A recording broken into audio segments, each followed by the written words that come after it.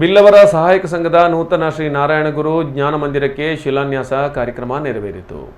ಕಾಪುವಿನ ಬಿಲ್ಲವರ ಸಹಾಯಕ ಸಂಘದ ನೂತನ ಶ್ರೀ ನಾರಾಯಣಗುರು ಜ್ಞಾನ ಮಂದಿರಕ್ಕೆ ಕನ್ಯಾಡಿ ರಾಮಕ್ಷೇತ್ರದ ಮಠಾಧೀಶ ಶ್ರೀ ಬ್ರಹ್ಮಾನಂದ ಸರಸ್ವತಿ ಸ್ವಾಮೀಜಿ ಅವರ ಉಪಸ್ಥಿತಿಯಲ್ಲಿ ಶಿಲಾನ್ಯಾಸ ಕಾರ್ಯಕ್ರಮ ನೆರವೇರಿತು.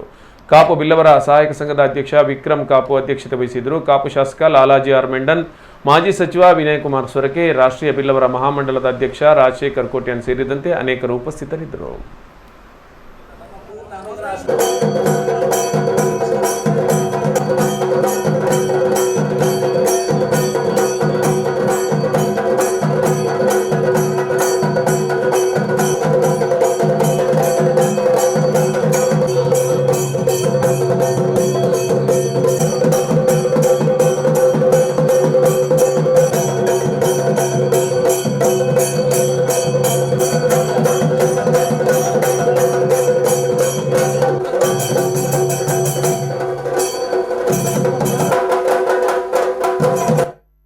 ಪರಿವರ್ತಿಸಬಲ್ಲವ ದಾರ್ಶನಿಕ ಆಗ್ತದೆ. ಆದ ಕಾರಣ ಬ್ರಹ್ಮಶ್ರೀ ನಾರಾಯಣ ಗುರುವರಿಗೆ ಬ್ರಹ್ಮಶ್ರೀ ಎಂಬ ಪಟ್ಟ ಬಂತು.